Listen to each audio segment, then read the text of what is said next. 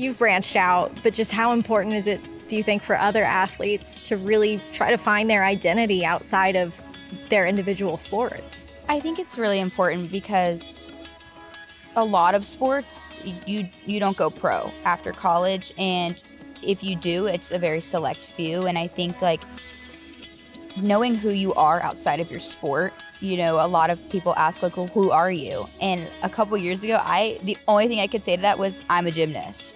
And so I didn't want that to be my answer, you know, for the rest of my life. And so I think that's really important for other athletes to see. It's just like, you are more than your sport, and your sport doesn't define who you are.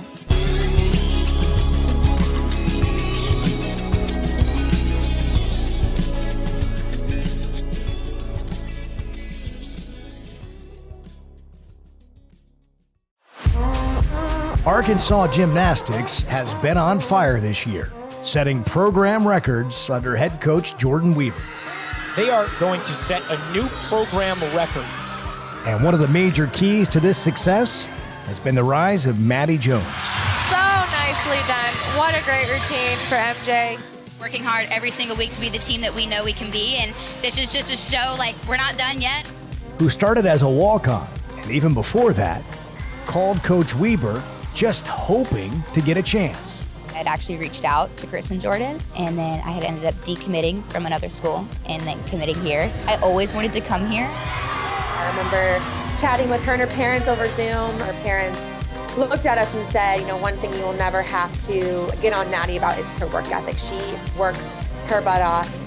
That dedication proved to be true, leveling up Maddie each year as a gym back. Straight to the stick. Huge routine for Maddie Jones. Landing this season with record high scores on floor, bars, and beam. Maddie Jones matching her career high with a 9.9. But that's not all.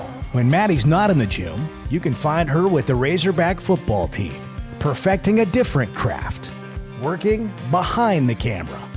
They were kind of like, have you ever picked up a camera? Have you ever like been behind the camera? And I was like, no. And so they really taught me how to do photography and videography, and they were like, you have a natural eye for it. That, along with numerous other activities and community service, just scratches the surface of what makes Maddie Jones so special.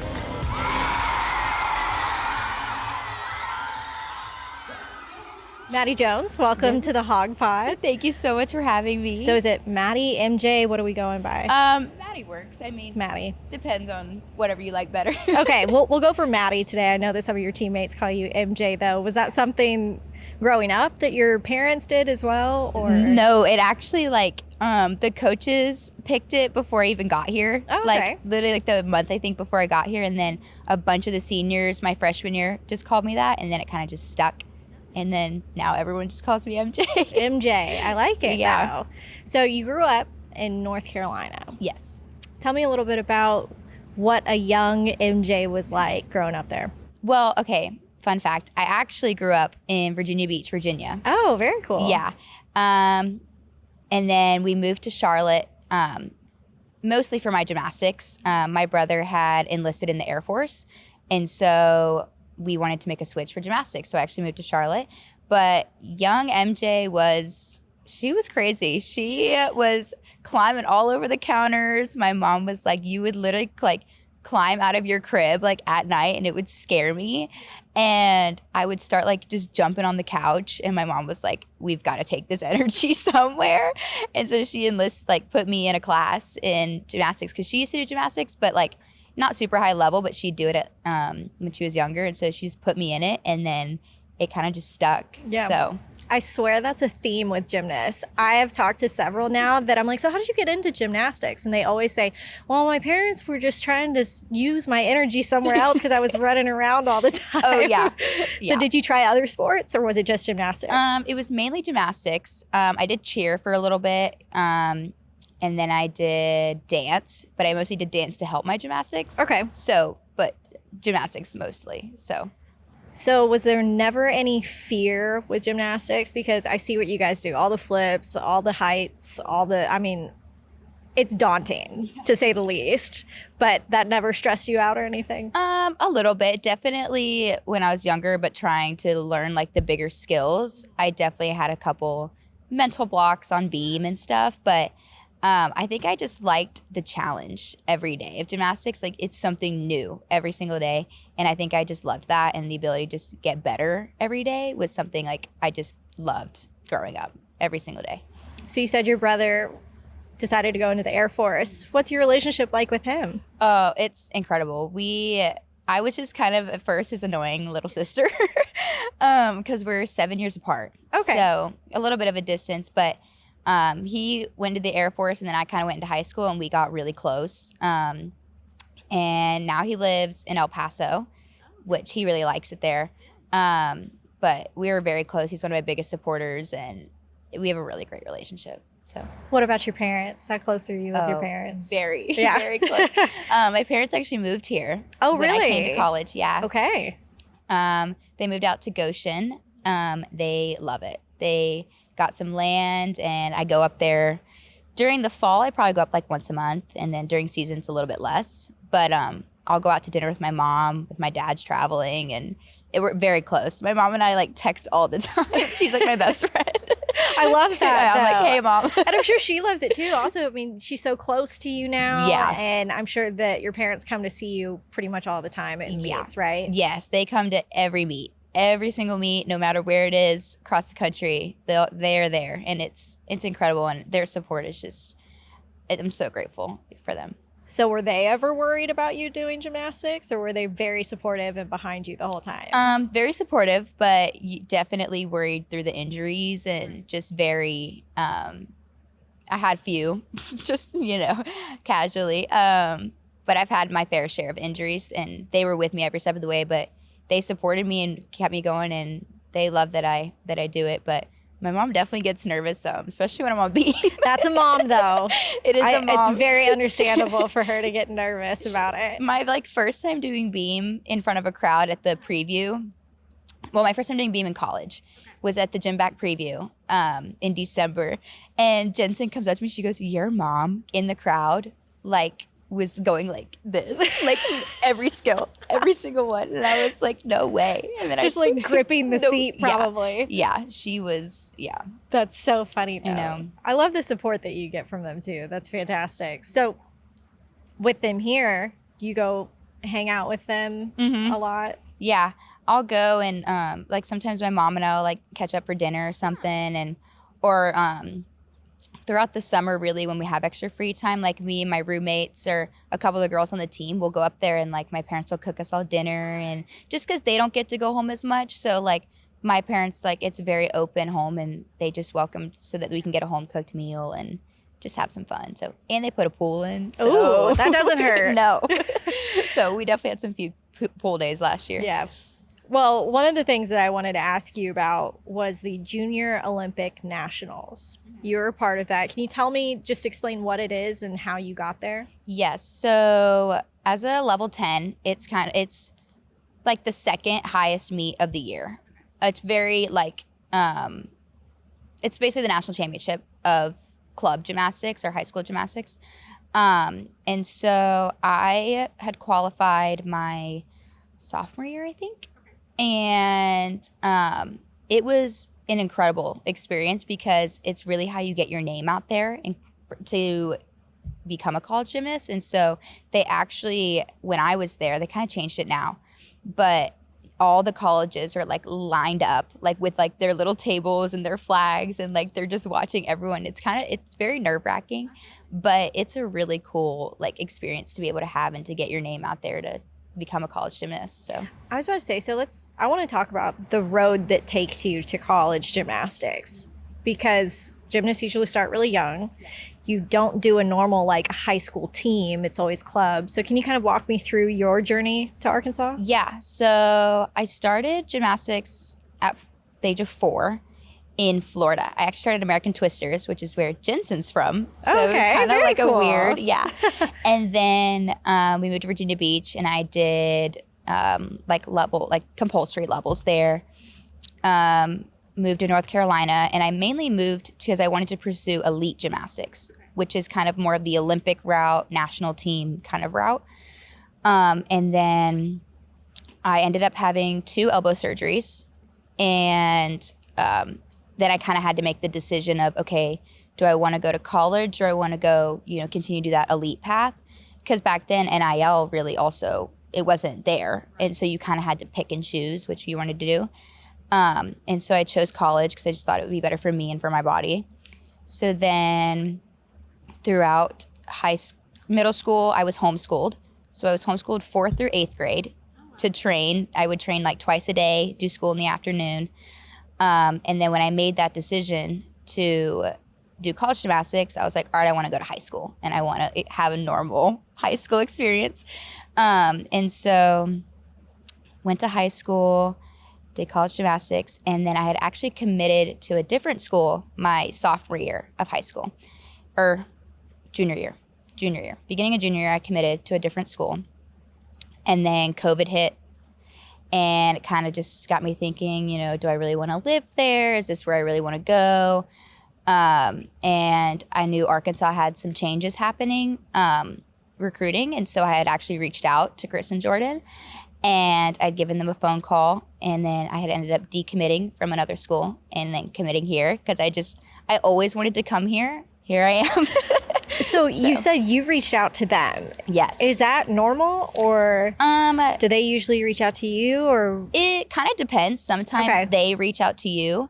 And other times girls will just reach out to their dream schools and just see what happens. I had actually come here the summer before I committed to the other school. I came here for a summer camp, and it was the summer Chris and Jordan were hired. And so when I contacted them a year later, they were like, we remember you, like from camp. And so that was really cool. And then just talking with them on the phone, it was just, I knew I wanted to be here. So Take an initiative. yeah, I like it. Yes. So I want to circle back to something you said, though, about making that choice between the Olympic route or the college route. Were you around middle school when you're making that big decision? Yeah, like 7th, 8th grade. Wow. Yeah. So was your family putting input into this, or was this solely you? And how hard is that decision to make? Very hard, especially because we had moved for me to pursue that elite gymnastics career. But they were very supportive, and they were like, whatever you wanted to do, and, we're going to support you no matter what. And so it was really hard because I had so many goals. Like, I wanted to make the national team and, become an elite gymnast, but I knew that it was better for my body and for my brain and everything, just do college gymnastics. So I was about to say, how different are those two, like practice-wise and all the preparation and what you put your body through? Like, how different are those two routes?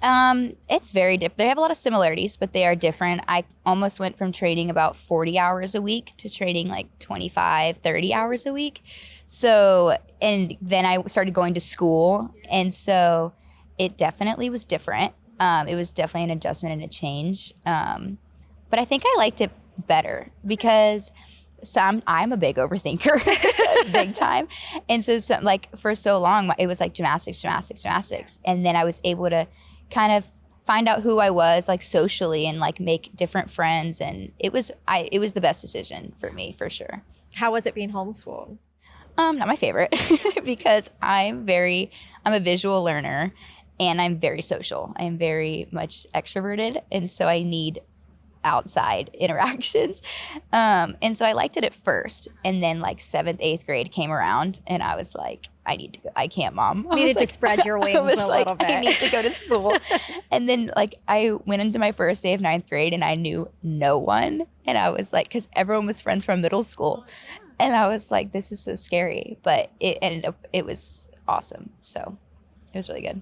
So when you made the decision that Arkansas was where you wanted to be, what kind of role did Jordan play in that? Because was she someone that you looked up to? Yes, for sure. And I knew, and I'd actually kind of had a relationship with Chris talking, because when he was working at a different school.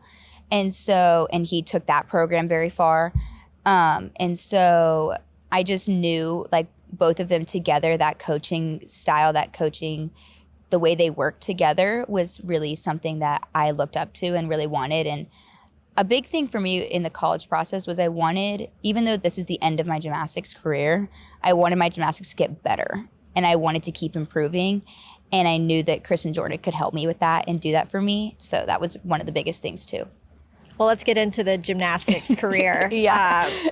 We'll go through a couple of things, but first, like looking back on your freshman season, can you just walk me through what you remember about that year? Oh gosh, yeah. I'm trying to remember. I do remember my first meet. Okay. In Barnhill. Yeah. We wore the Sparkle Hog Leo. Love those. Iconic. We were in the midst of COVID still. And so only me and one other of my fellow freshmen were actually competing. And I exhibitioned on bars because I had a little bit of struggles on bars in the preseason. So they gave me an exhibition chance, and then I competed floor. And I think just competing floor in Barnhill that was one of my favorite memories ever. The very first time, it was so cool. I think my freshman season was so special because we had so many seniors and so many freshmen, and it was such an interesting dynamic, and I loved it because I had so many seniors that had been here for so long. I mean, we had Sarah Schaefer as a 6th year, Savannah, Amanda Elswick, like so many people that I could look up to and learn from, and I think that was something I really took away from my freshman year. And so being an upperclassman now, I definitely take things that I learned from them into my upperclassmen years now, for sure. We talk about that floor. It was your first event title in Barnhill against Kentucky was your floor routine. That seems to be like where you really shine. Like, is that your favorite event? It's one of my favorites. Okay. I really like bars. I think floor is my favorite to compete. Okay. Because it's just so fun to perform in front of Hog fans is incredible. But I do love bars. Okay. I like them both. As a fan, one of my favorite things is watching all the girls on the side during the floor routines, literally move by move, do the routine. Yeah. Who's the best hype woman? Probably Frankie. Oh, okay. Yeah. Or Callie. Callie gets into it. Really? She gets into it on the sideline. It's so funny. But Frankie's got some hype to her. She's naturally just the hype woman for sure. So going through your career, it seems like you've developed like you wanted to with this coaching staff. How many events are you doing now? I think it's 3, right? Yes, 3. Okay.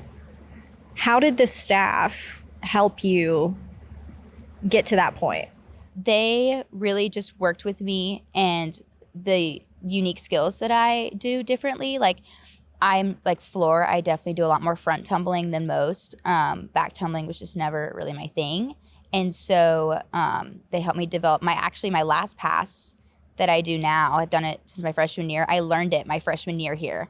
Yeah. And then bars, I came in and I wanted to work hard and I wanted to get better, and they have just elevated my gymnastics to another level, and it's just been so incredible to see.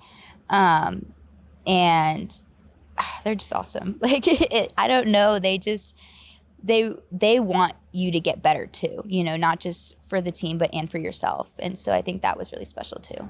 The talent on this team also has to be a factor in kind of pushing you to up your game as well. Yes, incredible, especially this year, like with our freshmen coming in. I mean, we talk about it the entire preseason about iron sharpens iron, and that was kind of our mindset this year. Like we just kept pushing each other to be better. And so as we get better as a program, the lineups and the talent just keeps getting better, and it's really cool to see. One of the things I was looking at when I was prepping for this interview is you said something about how one of your favorite things on beam is the calmness that it brings you.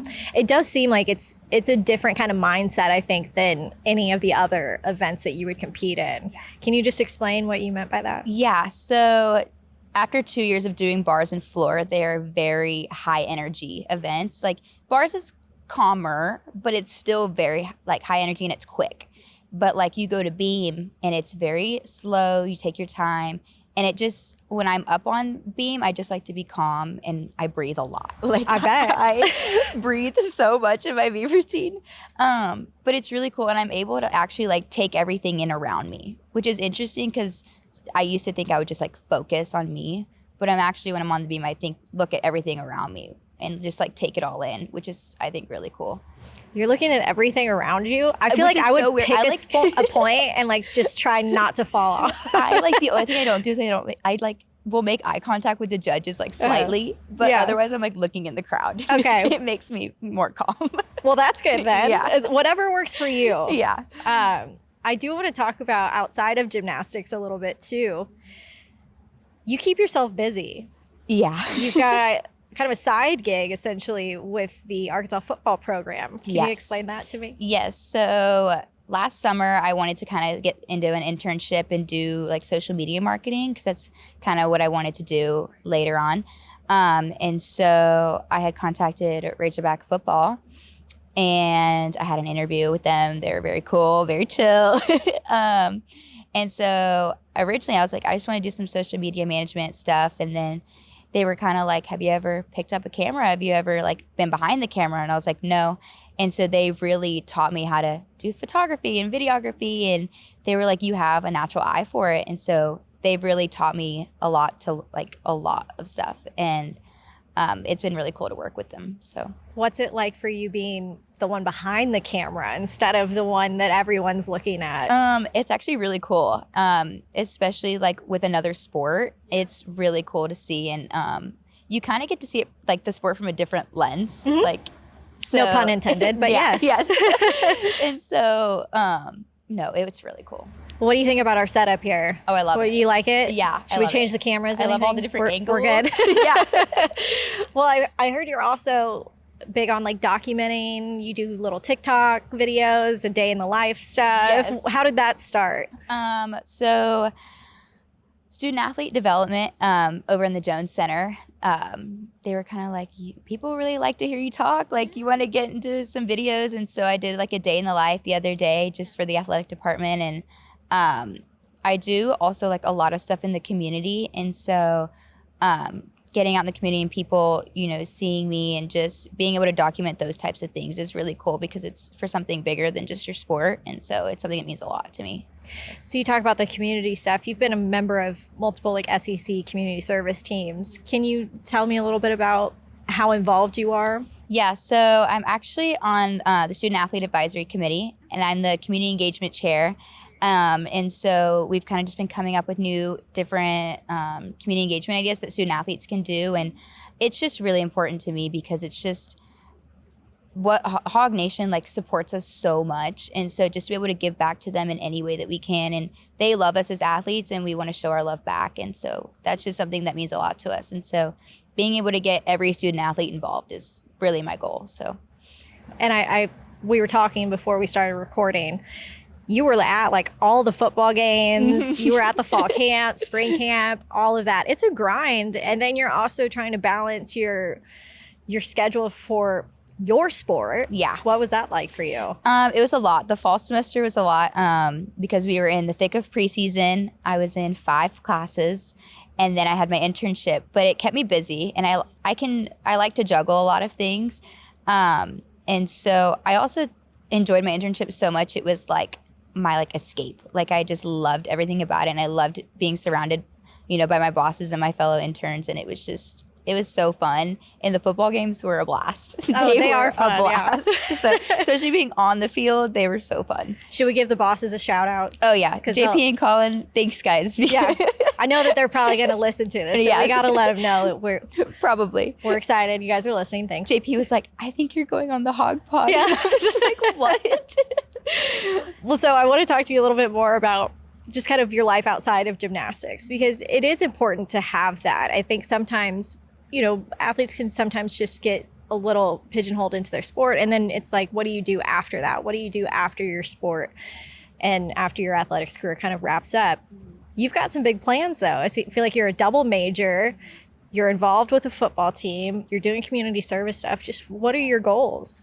I think that, my freshman year, I really came in and I was like, all right, gymnastics school. Like that was kind of my goal, like freshman year. And then kind of the second half of my sophomore year, I was like, all right, I kind of need to start figuring out like what my life's gonna be like after gymnastics, because once I graduate, like I'm done with gymnastics. And so it's a hard transition. And so I wanted to start getting out in the community and making a difference. And I wanted to kind of just look at all avenues. So I am double majoring in marketing and supply chain, just to kind of figure out what I want to do. And I'm looking at some different internship opportunities this summer. And, I really want to definitely work in sports for sure when I graduate. It's just, I think it's ingrained in me after all these years. I'm not quite sure what with that yet, but I think it's just so important to start looking at my life outside of gymnastics, and I wanted to start doing that so that transition could be a little bit easier later on. Do you want to do broadcasting? Because I feel like you'd be very good at it if you wanted to. Maybe. This is like an intro into it. Maybe. We'll see. You've branched out, but just how important is it, do you think, for other athletes to really try to find their identity outside of their individual sports? I think it's really important because a lot of sports, you don't go pro after college. And if you do, it's a very select few. And I think knowing who you are outside of your sport, a lot of people ask well, who are you? And a couple years ago, the only thing I could say to that was I'm a gymnast. And so I didn't want that to be my answer, for the rest of my life. And so I think that's really important for other athletes to see. It's just you are more than your sport, and your sport doesn't define who you are. And to be able to take what you learn as an athlete and bring it into a corporate setting or, your work life is just, I think, a lot more important to take from than just you as an athlete. As we kind of wrap things up, the gymnastics team, you guys are doing so well this season. It's one of the best under Jordan Weber. Just what do you think about the potential that this team has and that you individually have as well? Yeah, I think this team could go all the way. We could go to nationals. We have so much talent. We have this goal, and we have little goals, and we have the drive, and we come in after every meet and we just want to get better. We're never satisfied. We're satisfied, but we want to keep getting better. And I think that's what's so special, and every single person has bought into that. And, our theme of the year was the upgrade. We wanted to upgrade the program. We wanted to upgrade just everything about Arkansas gymnastics. And every single person has done that this year, which I think is really special. And we're like one big family. We all love each other so much. And it's really cool to be a part of. Is there a theme every year? Sometimes. Sometimes, But okay. this was the big, because we wanted to elevate. Because we knew our potential. And so it's been really cool.